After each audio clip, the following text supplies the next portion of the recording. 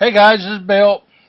It's cloudy outside, and I've been getting a considerable amount of positive email about questions. Questions. How in the hell do you do this, Bill? And a lot of people are trying to replicate what I do. I got a guy in the Philippines, a guy in Taiwan, a guy in Canada, a guy in Russia. Well, let me tell you, I'm going to give you a few more details. Not on the camera. I covered that the last time. This, again, I'm using a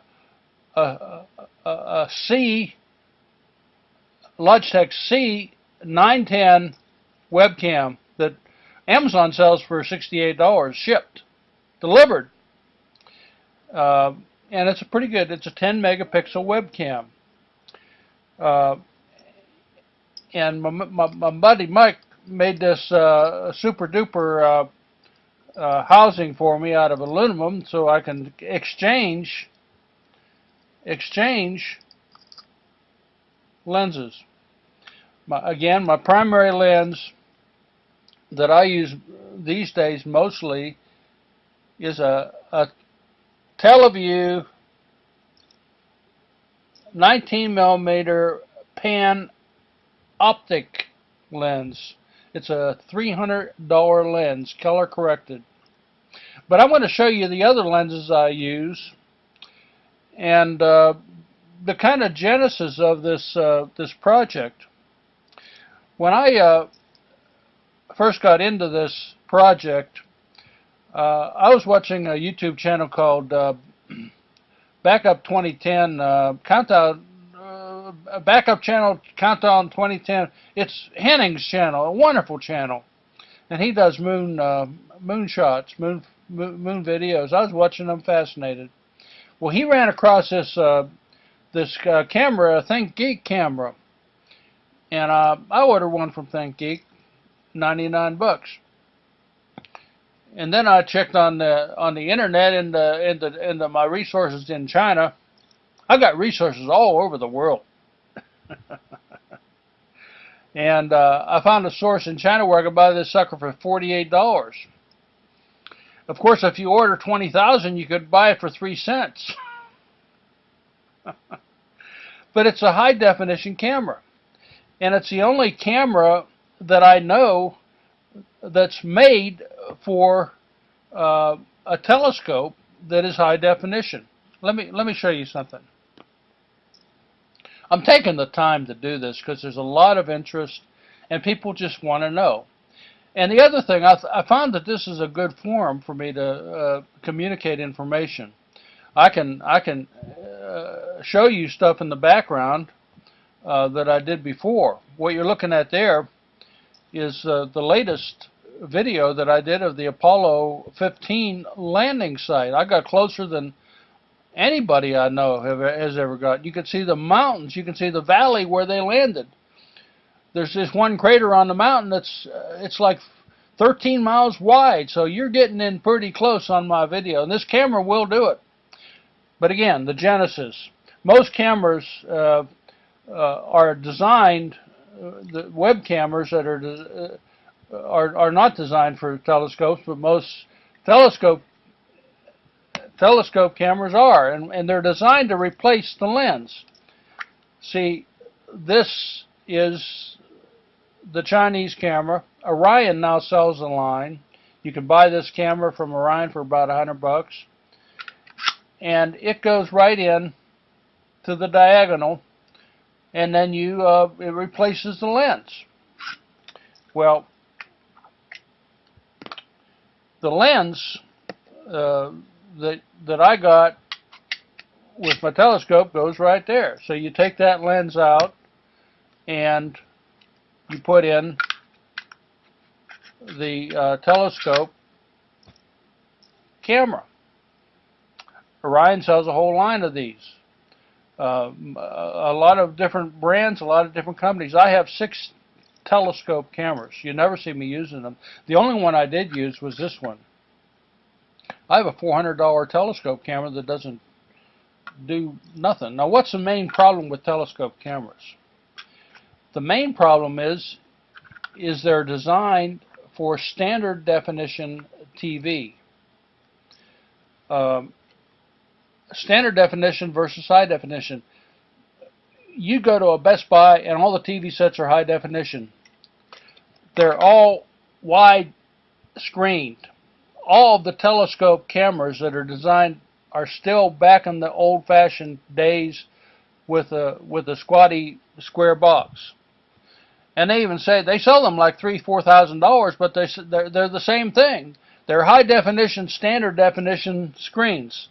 So when they do a video of the moon, it's a square deal. And I like to be the real deal. Well, when I got this camera from China, I was pretty impressed, and I was recording at maybe 3 frames a second screen captures in high definition, 1080p. But old Bill, he's on a quest for high quality, ever learning and ever seeking out new things to try. And I saw this this particular webcam, the C910, sold at Office Depot for $110. I bought it, and figuring it's a 10 megapixel webcam, well, I'll figure out how to use it. And I taped it initially to this very good high quality lens that you get with it's a Celestron 32 Pelosi 32 millimeter lens. That's a very good lens for the Nexstar 8SE. And I taped it to the thing. You can put it right in there and screw it tight. The problem is when you use this kind of lens is the viewing field. The viewing field on this is not 60 degrees. And when you use it with this camera, it'll work, but you only get about 3 clicks of zoom. Well, leave it to my buddy Mike. My buddy Mike likes to have less eye strain when he's looking through his eyepieces. He has a telescope. He has a whole rig just like me. We're 2 peas in a pod with the telescopes. I'm just a guy that's doing a lot of videos. Well, Mike found out about this really neat lens. It's called it's made by Astrotech, a small company in the Northeast. It's a Paradigm, and he bought a whole series of these. This is an 18 millimeter, and these lenses, we designed this particular adapter so that it would, fit right in there, and then you tighten it up. So it's designed for this, and this is a 60-degree lens. Well, lo and behold, when we put this sucker in, we got 9-10 clicks of zoom. Great. I mean, we were ecstatic. So we bought. I got a set. Mike's got a set. We all got a set of I feel like a one-armed paper hanger. There's 5 of them. And we got them all.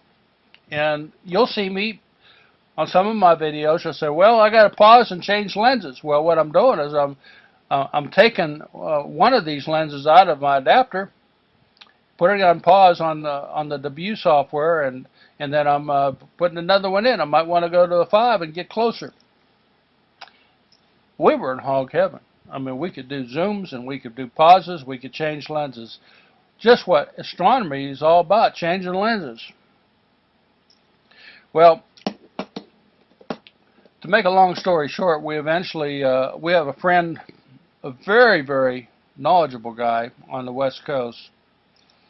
And we buy a lot of optics from him, and he informed us. He he was trying to figure out how I did my color. You know, so well, you need to get rid of, you got to be color corrected. So we ended up buying, Mike bought this one, this $300 pan optic color corrected lens, and we put it in, and the magic occurred. The magic occurred with this lens when it's paired up with this camera. I think this is a 70-degree lens. Anyhow, we were getting 15 clicks of zoom, which is incredible, and you see it on my videos. You see it all the time. You're asking, well, Bill, you showed us color the other night. Today you're not showing us color in the background. What's the deal? It depends on the moon. The moon, the light. If the light shines directly down onto the moon, I mean directly horizontal to the moon, instead of seeing through the Mars, it seems like you see, it bounces right off and you see the top of the crystal. I'm not sure what it is, but so you don't see as much color. When the light hits the moon at an angle, the sun, I'm talking about the sun, you'll see some color. I'm not an optical expert, but that's my theory. Okay, I don't want this to be too long, but I want to bring up one more point. One more point. We do have plans on doing the sun. And let me bring out the big guns. The big guns, guys. This is a very large solar